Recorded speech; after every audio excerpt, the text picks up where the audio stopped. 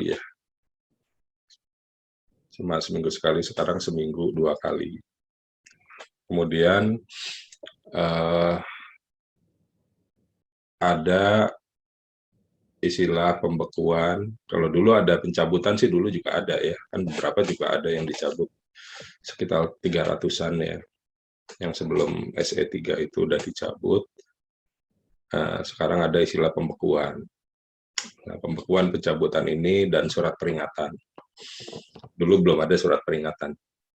Nah, pertama surat peringatan dulu ya, urut-urutannya. Jadi perusahaan yang tidak lapor hari Selasa atau Jumat, nanti diberi surat peringatan, email ya sebenarnya, surat peringatan melalui email pada hari Rabu dan Sabtu. Jadi emailnya itu dikirim hari Rabu dan Sabtu.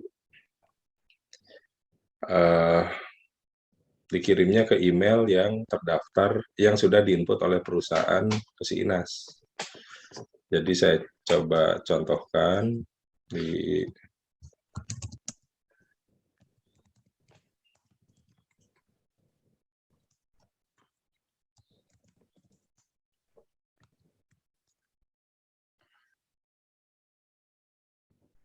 Nah, ini di sini ada data perusahaan.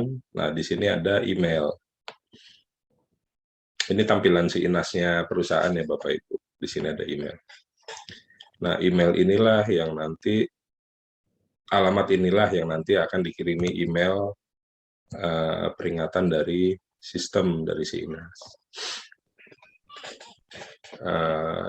Dikirimnya itu yaitu hari Rabu pagi dan Sabtu pagi. Mengenai pelaporan itu tadi, mungkin saya mohon maaf nih, nggak ada persiapan. Saya bikin pakai apa ya? Excel deh, sebentar.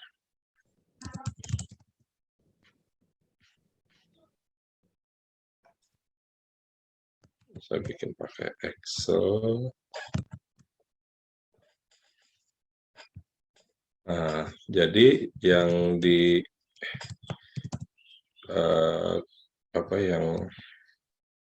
yang dilaporkan hari Selasa, adalah kegiatan atau kondisi perusahaan di hari Senin, Minggu, Sabtu, Jumat.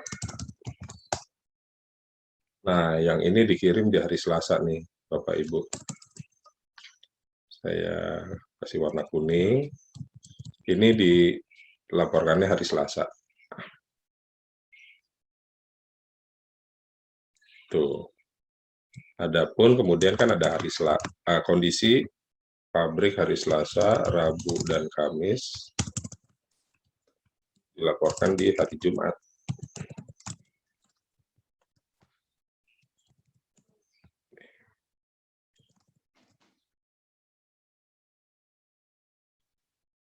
Nah, jadi yang dilaporkan hari Selasa nanti ada periodenya, yaitu tanggal hari Jumat sampai dengan tanggal hari Senin. Dilaporkannya Selasa. Sedangkan yang dilaporkan hari Jumat adalah kondisi pabrik di antara Selasa, Rabu, Kamis. Dilaporkannya hari Jumat. Gitu. Nah, peringatan itu dikirim hari Rabunya.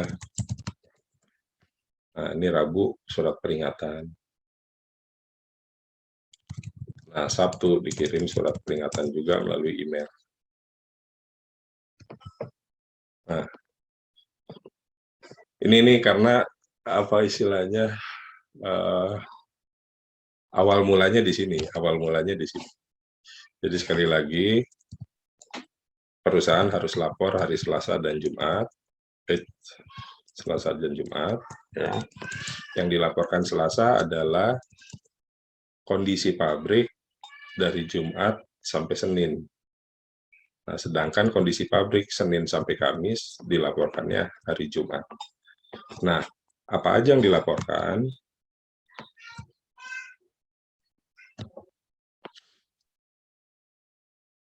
Yang dilaporkan gimana ya supaya saya nggak bolak-balik screen ya. Nah, yang dilaporkan adalah ini. Jadi di sini ada tanggal tadi ya Bapak Ibu, tanggal 10 sampai 12 itu dilaporkannya hari Jumat besok ya. Meskipun sekarang, nah sekarang perusahaan juga bisa ngisi sekarang bisa aja. Misalnya kondisi, jadi jumlah karyawan keseluruhan ada di kantor 10, di pabrik misalnya 30. Nah ini kondisi tanggal 10 sampai 12. Nah, ini jumlah karyawan yang bekerja sehari, kalau di kantor misalnya cukup 2 misalnya, sedangkan di pabrik tetap 30. Nah, ini juga data karyawan yang berhenti ya, baik pensiun, mengundurkan diri, meninggal dunia, diberhentikan, dan lain-lain. Misalnya 0. Nah, ada yang direkrut nggak gitu ya, misalnya 10. Nah, ini yang direkrut antara tanggal 10 sampai 12 gitu. Kalau nggak ada di sini 0. Kemudian shift ya, misalnya ini ada 2 shift. Seperti itu Bapak Ibu, data yang dilaporkan. Jadi data mengenai pabrik di tanggal sekian. Nah ini nggak ingin saya bahas dulu. Nah kemudian ini jumlah kasus aktif. Nah lagi-lagi nih jumlah kasus aktif antara 10 sampai tanggal 12. Jadi hari Selasa sampai Kamis, hari Selasa sampai Kamis, itu ada berapa karyawan yang masih positif. Mungkin minggu lalu ada 10, nah sekarang tinggal 2, nah diisi 2. Nah kemudian berapa banyak jumlah tes swab PCR ya, berapa kali di pabrik itu selama Selasa sampai Kamis melaksanakan tes PCR. Misalnya ada 15 misalnya gitu swab. Nah, itu juga swab antigen ada berapa? 30 misal 30 kali ya. Selama bukan 30 orang tapi bisa aja 70. Karena bukan 70 orang tapi 70 kali ya. Kan Selasa misalnya 20, Rabu 20, Kamis hari ini ada 30. Nah, totalnya 70. Nah, kemudian ini satu lagi sampai dengan sekarang, sampai dengan tanggal 12 ya, berapa yang sudah divaksinasi, misalnya 30. Nah, dari yang 30 itu berapa yang terdaftar vaksinasi gotong royong, misalnya 30-30-nya gotong. Nah, selebihnya ya tidak, apakah melakukan screening, ada fasilitas kesehatan, dan lain-lain. Kemudian upload foto. Nah, kalau perusahaan sudah simpan, nanti di sini ada kotak warna hijau ya. Jadi nanti mungkin kalau ada perusahaan yang bilang, saya udah ngirim laporan, coba deh nanti ditanya, mereka ngelihat ada tulisan warna hijau di sini apa enggak. Ya. Kalau udah ada tulisan warna hijau, berarti itu sudah terekam, datanya udah terekam di si Inas. Nah, perusahaan juga bisa ngelihat arsipnya yang lalu-lalu. Nah, jadi tanggal segini dia udah lapor, tanggal segini udah lapor, tanggal segini, periode 3 sampai 5 lapornya tanggal 6, periode 30 sampai 2 lapornya tanggal 6 juga, seperti itu. Nah, ini adalah awal mula dari sanksi-sanksi itu tadi. Jadi nanti perusahaan juga bisa lihat di sini arsip laporan, kemudian bisa dilihat periodenya kapan dia udah lapor atau belum. Kalau belum lapor dia warnanya merah di sini. Misalnya yang tadi belum lapor nih 10 sampai 12, dia warna sininya merah, tulisannya belum lapor. Nah, jadi ketika Bapak Ibu menerima laporan atau komplain, saya udah lapor kok. Nah, jadi nanti Bapak Ibu minta tolong ke mereka supaya mengirim foto arsip laporan ini, Bapak Ibu. Ini penting sekali untuk Bapak Ibu, ini penting sekali. Karena dari sini nanti Bapak Ibu bisa melihat apa namanya? Bapak Ibu bisa melihat apakah sistem benar atau salah gitu. Sekali lagi, perusahaan bilang saya udah input kok gitu. Saya udah input rutin tiap Selasa Jumat. Nah, kalau ada yang bilang gitu, mohon agar perusahaan tersebut mengirim tampilan ini ke Bapak Ibu. Tampilan arsip laporan. Gitu. Coba Pak, Bu, tolong kirimin tampilan halaman arsip laporan di Sinas. Gitu. Nah, kemudian dari sini kita bisa ngelihat Bapak Ibu. Dari sini kita bisa melihat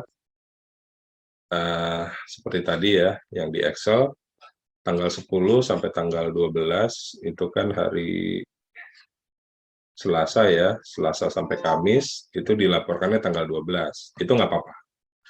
Jadi lapor sekarang bisa, paling lambat besok. Gitu.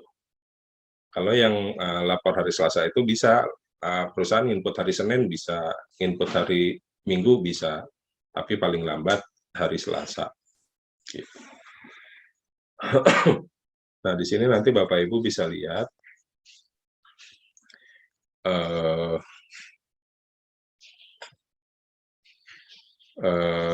apa namanya, surat peringatan ya.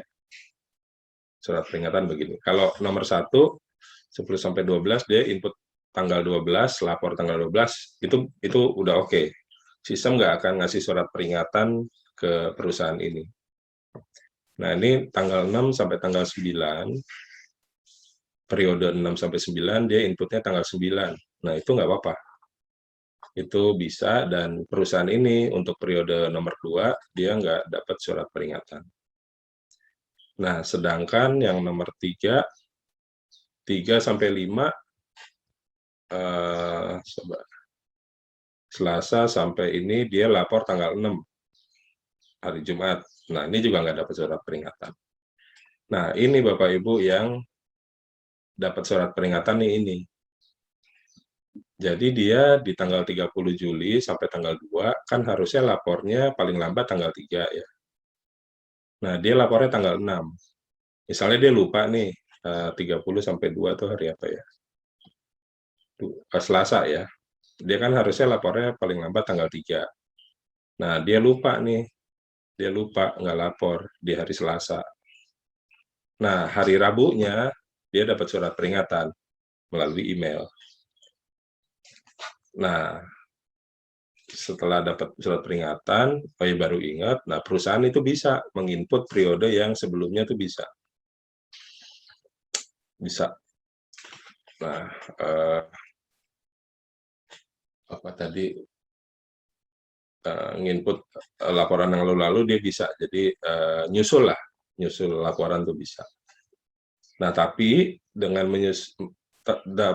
menginput laporan susulan, bukan berarti dia nggak dapat surat peringatan.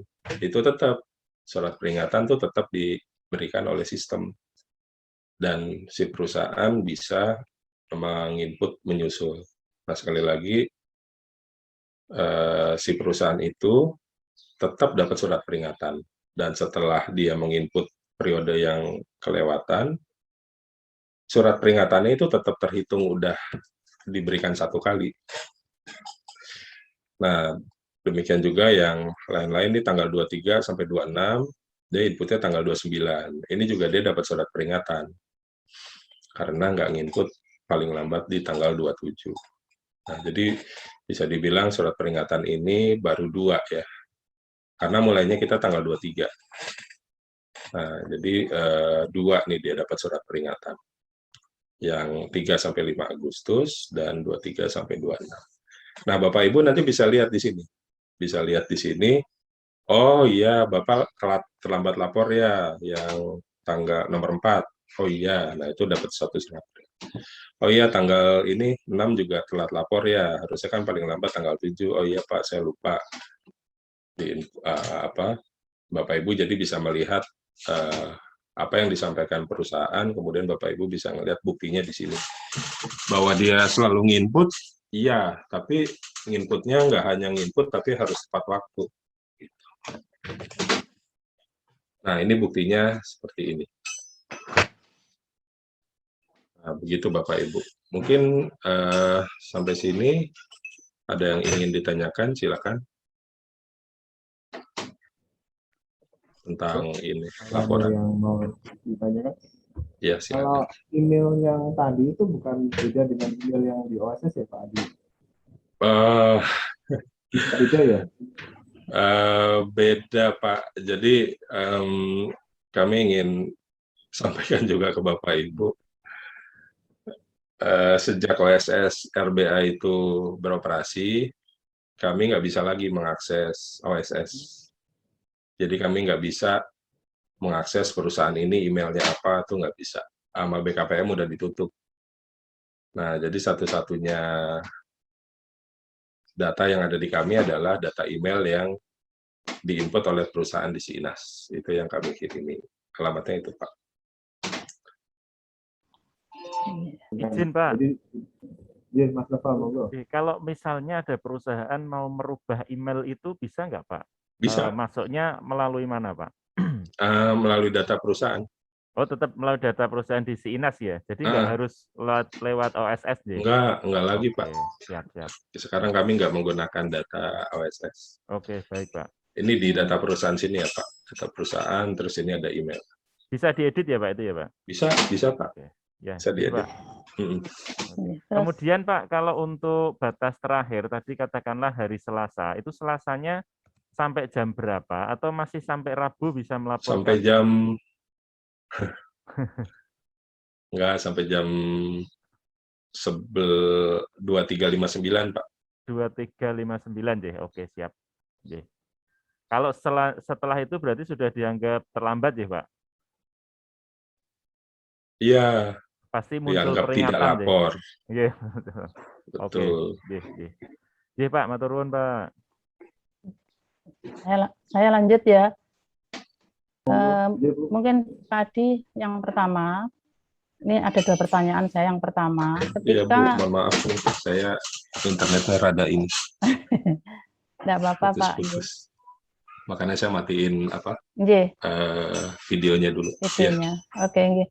Yang pertama, ketika perusahaan itu sudah dicabut IOMKI-nya. Nah, dia kan harus nunggu 14 hari. Nah, ketika dia mau daftar lagi, apakah laporan-laporan yang sudah lewat itu harus dipenuhi dulu, atau bisa setelah 4 hari langsung mengajukan IOMKI lagi?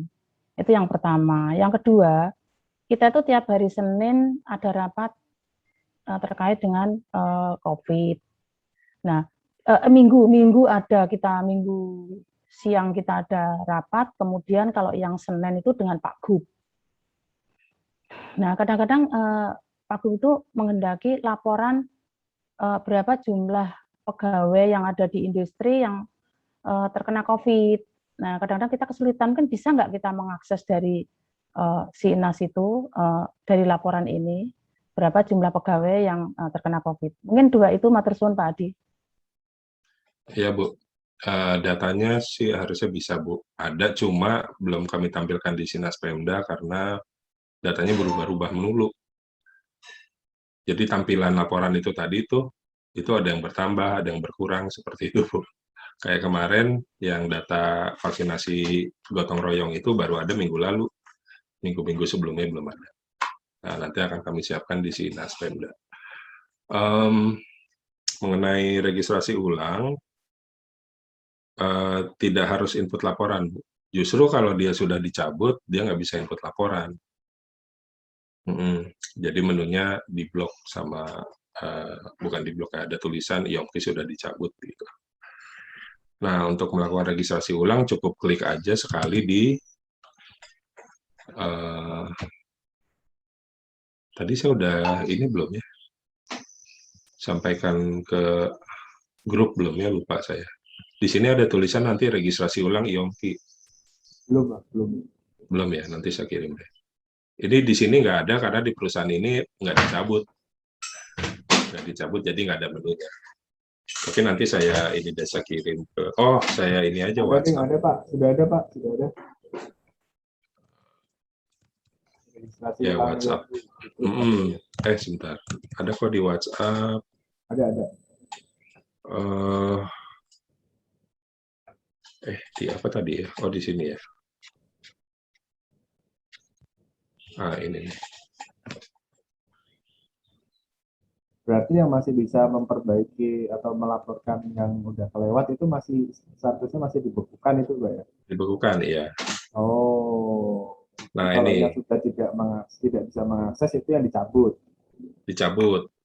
Bukan mengakses. Kalau mengakses sih masih bisa, Pak.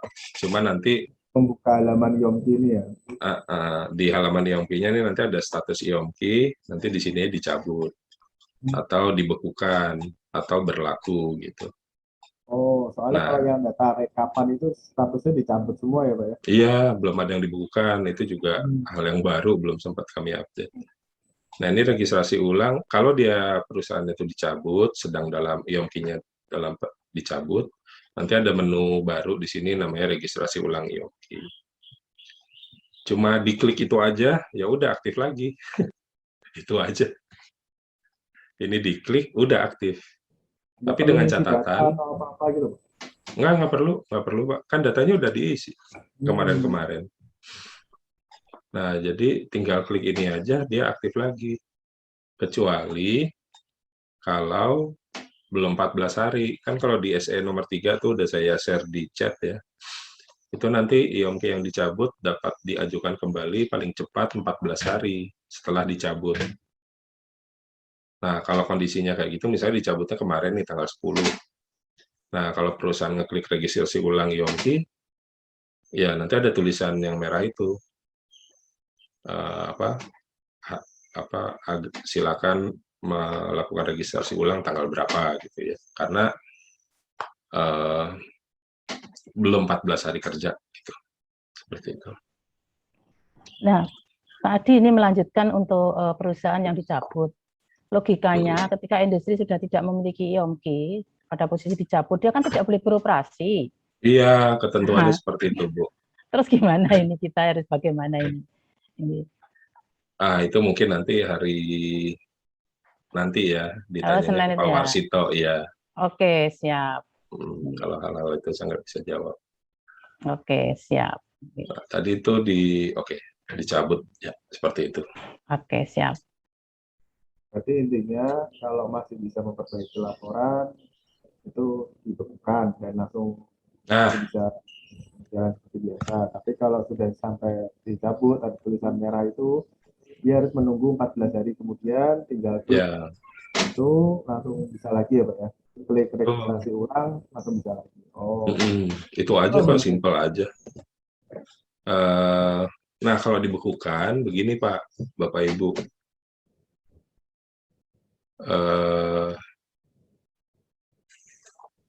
Yang dibekukan IOMKI itu dibekukan kalau tidak lapor 3 kali.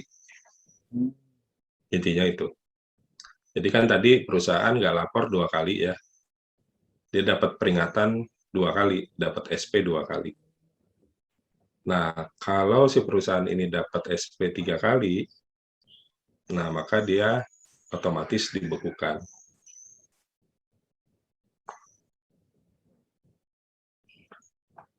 Jadi kalau dia tidak lapor 3 kali, kalau dia dapat surat peringatan 3 kali ya, maka dia akan dibekukan. Nah, dibekukan juga nanti tulisannya ada di sana, di SIINAS nanti ada tulisannya di sini nih, saya share screen lagi ya.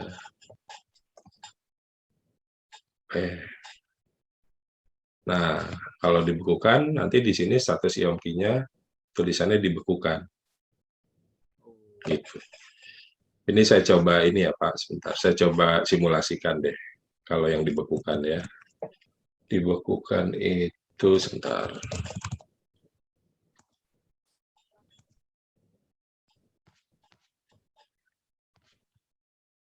Soalnya Mas Noval tuh sering dapat pertanyaan ke Pak Adi. Jadi, Pak, ini gimana nih Pak? Akhirnya kita Oh gitu. nggak punya bayangan, jadi Oh ya. jelasinnya. Ini saya coba ceritanya dibekukan ya. Share screen lagi. Nah ini, kalau dia mendapat surat peringatan 3 kali, maka dia statusnya dibekukan. 3 kali ini bisa 3 kali berturut-turut, itu dibekukan, langsung dibekukan. Jadi dia Selasa nggak lapor, Jumat nggak lapor, Selasa depannya nggak lapor. Atau Rabu dapat surat peringatan, Sabtu dapat surat peringatan, Rabu dapat surat peringatan. Nah, di hari Rabu itulah status Yompinya dibekukan. Itu 3 kali berturut-turut, ya. Kalau dibekukan itu prosedur untuk biar bisa berlaku lagi bagaimana? Kalau dia dibekukan, sebentar ya, saya edit lagi. Oh, berarti kalau ada perusahaan yang jengkel itu langsung dibekukan sama Pak Teguh, ya bisa ya Pak Adi ya?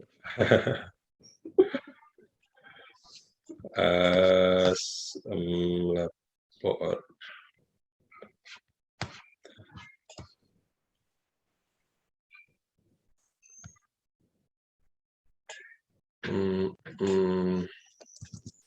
Taruhlah misalnya yang kemarin yang belum lapor ya, tanggal 10 sampai 12. Oke.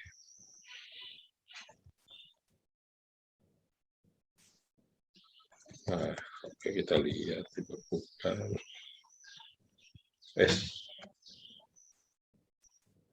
Salah saya. Maaf.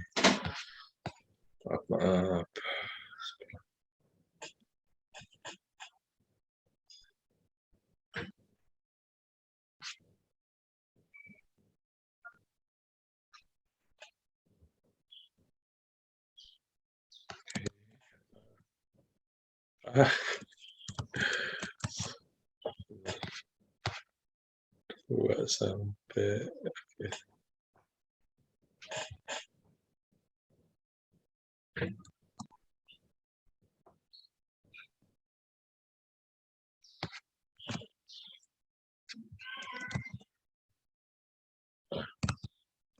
ini kondisinya bentar.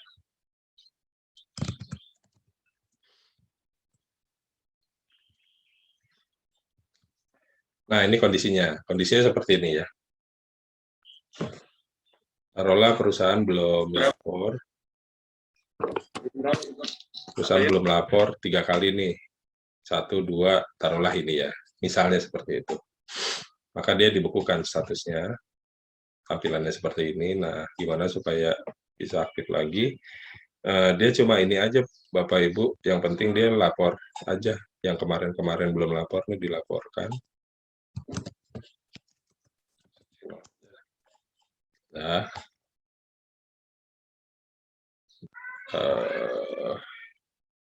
itu berlaku ininya.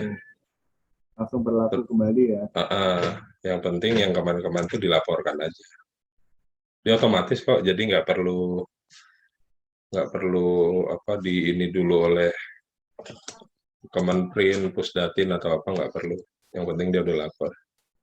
Tapi lapornya yang ini ya Pak, Bapak Ibu, yang tanggal Juli nih.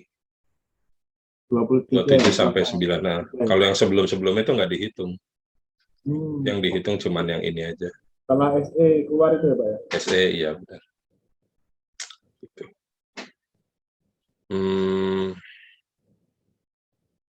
Nah, itu nanti otomatis kalau dia udah lapor, status Yompinya berlaku. Nah, tapi yang 3 itu tetap ya Pak? Yang 3 itu tetap hitungan di SP3 itu masih jalan ya? Berarti dia kalau itu tetap nggak hilang dia. Dicabut ya? Betul. Jadi kalau di SE begini Pak, Dia dicabut kalau dapat 3 SP berturut-turut dan periode berikutnya dia nggak nginput laporan, itu langsung dicabut. Jadi dia udah dapat SP hari Rabu, hari Sabtu, hari Rabu dapat email. Nah, terus di hari Selasa dia nggak lapor lagi. Nah, berarti hari Rabunya dicabut. Tapi Karena dia kalau udah. dia dapat SP-nya nggak berurutan, Nah, dapat 0. kalau dia dapat SP-nya nggak berurutan, dilihat bulannya. Jadi kalau selama 1 bulan dia kumulatif ada 3 SP meskipun nggak berurutan, next-nya dia nggak lapor, dicabut. Oh, dalam bulan itu ya. Dalam 30 hari, gitulah kira-kira ya. Tentunya Pak nanti Ari, 2 minggu yang lain, 2 minggu yang berikutnya, yang tadi SP jadi hilang kan. Misalnya dia udah pernah dapat SP 2 kali. Nah, terus dia rajin, terus lapor. Nah, nanti yang 2-nya ini kan seiring waktu, jadi nggak dihitung lagi SP-nya. kemudian lah. Karena udah lewat dari 1 bulan. Jadi Pak Ari tadi angkat tangan, Udah dicabut. kalau mau tanya, Pak Ari.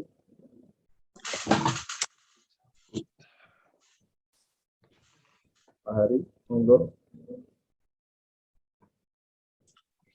Rekan yang lain, Bu Yayu, Mas Nopal, Mbak Mauna, Silakan. Mas Giri, monggo.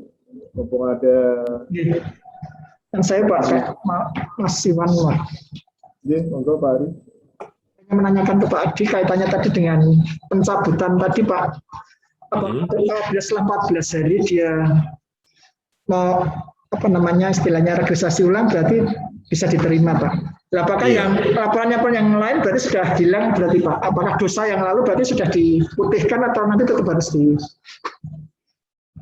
SP-nya masih berlaku Pak. SP-nya masih berlaku nih Pak. Iya.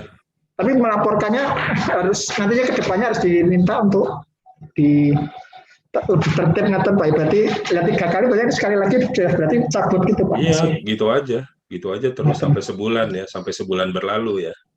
Kalau dia rajin, bukan rajin, tepat waktu gitu ya. Oke. Berarti itu Pak. Berarti kalau dia berarti kalau dia masuk lagi terus nggak lapor langsung cabut Pak. Karena 3-nya sudah masih berlaku ngaten ya Pak. Iya Pak. Oke. Terima kasih Pak. Iya. Ini hitungannya dalam 30 hari ya, Pak Adi ya. Iya, sebulan sih kalau di SE. Bulan, ya. Saya anggap aja 30 deh, 30 hari. Ya. Bu Yayu, Mas Nopal, Mbak Mauna ini mungkin yang sering ditanyain sama industri. Mbak Mauna, Mas Nopal. Pak Adi, nyun sewu Pak Adi. Ketika tadi ada industri yang IOMQ-nya dicabut, kemudian harus menunggu masa iddah ya 14 hari. Terus itu harus 6 bulan Pak. Gimana? 6 bulan. 9 bulan. Itu kalau hamil Pak. Kalau perempuan ya. Kalau perempuan. Nah ini selama 14 hari ini untuk mengaktifkan lagi berarti harus nunggu dulu gitu Pak, 14 hari gitu. Iya, di SE-nya begitu Pak, paling cepat 14 hari gitu. SE-nya ada di chat ya Pak, nanti Bapak Ibu bisa coba dimulai halaman 8 atau 9 gitu. Oh, berarti itu ketentuannya kalau dicabut kan perusahaan itu tidak boleh beraktivitas. Itu jawabannya masih nunggu besok Senin ya Pak ya? Iya, mengenai implementasinya saya kurang ini. Maturun Pak. Kurang bisa menjawab, iya Pak. Nah, berarti kebetulan kan itu tadi yang saya matur, kita tiap akhir pekan kemarin itu kan kita dapat tugas dari Pak Adi untuk ke perusahaan. Oh itu iya, oke. Nah, besok karena banyaknya kemarin kita kaget kemarin lihat kok banyak sekali jabatannya dicabut. Akhirnya teman-teman kemarin IOMQ-nya kan banyak yang dicabut, ada 370 sekian di Jawa Tengah. Nah, kebetulan teman-teman kabupaten kota kan ya banyak yang bingung juga. Makanya kemarin tadi kita matur Pak Kadis untuk memfasilitasi ya semacam sosialisasi dengan mau ngerepoti Pak Adi itu tadi. Apa enaknya kita mengundang dari Pak Marsita lagi ya? Iya, Jakarta juga ya Pak? Oke, iya siap. Bu. Kan tadi ada pertanyaan-pertanyaan yang nggak Iya, bisa saya jawab iya, tuh. enggak, oke siap. Nggih. Jadi Jadi Pak nanti mungkin Wasito kita, dan Ustad. Ya.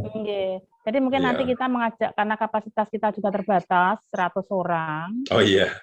Nanti mungkin kita dengan 35 kabupaten kota dan juga mengundang beberapa perwakilan industri yang Oh IOMK-nya gitu. dicabut. Mungkin gitu ya Mas Iwan?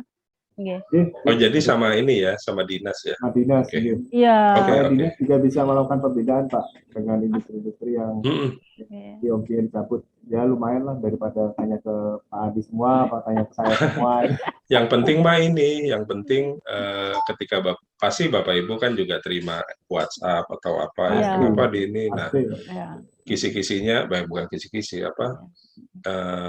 Tipsnya itu Iya. dia harus Bapak Ibu minta dia mengirimkan Laporan. tampilan si Inas itu tadi, Iya. laporan. Coba lihat arsip laporannya seperti apa. Kemudian nomor IOMKI jangan lupa. Jadi Bapak Ibu harus minta ini. Nggak ada di sini ya.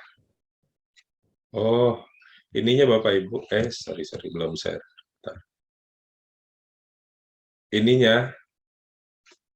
Ininya minta. Karena di sini ada nomor IOMKI, ini penting. Ini penting. Kalau dia cuma bilang saya dari PT Indopangan kok dicabut gitu, kok apa gitu ya.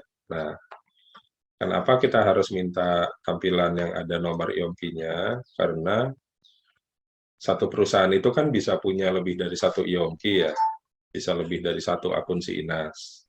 Bisa aja nih Indopangan yang di Semarang 15024.